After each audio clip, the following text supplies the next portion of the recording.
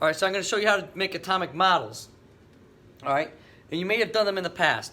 So atomic models will always start off with, in the center here, you're going to have your nucleus, right? And in the nucleus, you're going to have protons, and you're going to have neutrons. Now around the nucleus are orbitals, right? So orbitals will draw like this, because in the orbitals are electrons, right? So electrons spin around the nucleus in these orbitals. So now I want to just show you something that maybe you did or did not know. So I have one orbital there, right? One orbital. If I put one electron in there, you always start off right there, just like the dot diagrams, you always start off right on top.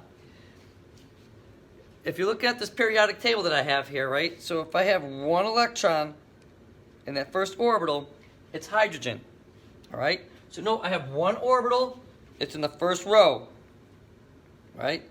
Remember the first column has one valence electron. Look, it has one valence electron. Now if I were to go across this row, all the way over, I'll see helium. Helium has two valence electrons. Well, this is the reason why you do this.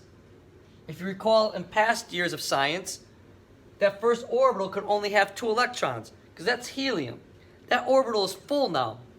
I have one orbital, it's in the first row, right? Those are paired up because it's saying all of its valence electrons are full. Its valence orbital is full.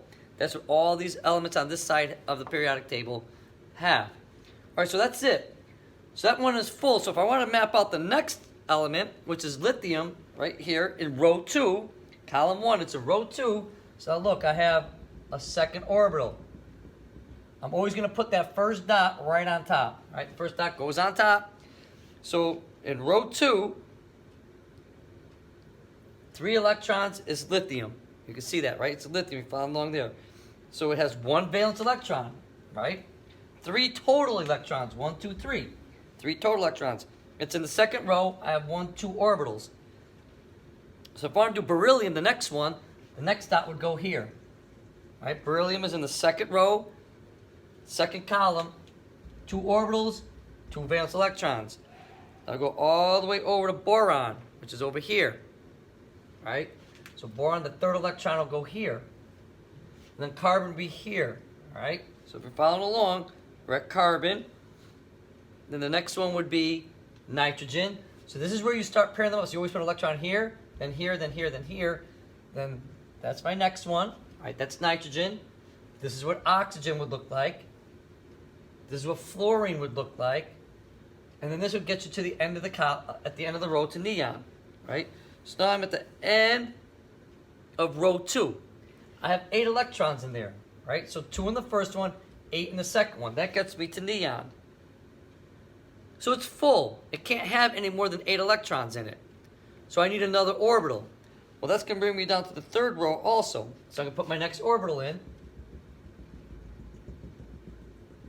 All right? Now I'm in the third row. The first element in the third row is sodium, Na. Right? And you know so because it has one valence electron. Right? It's in column 1, has one valence electron. So sodium. And this would bring me to magnesium. And then this would bring me to aluminum. This would bring me to silicon, right? And you did that one, that was one of the things you had to think, silicone, right? 4 valence electrons. It's in the third row, I have 3 orbitals. Then we start pairing them up, okay? Phosphorus, sulfur, chlorine, and then argon, all right? So that's how it goes. So hopefully that's helpful. So let me just show you. I'm going to actually stop this video here. I'm going to try and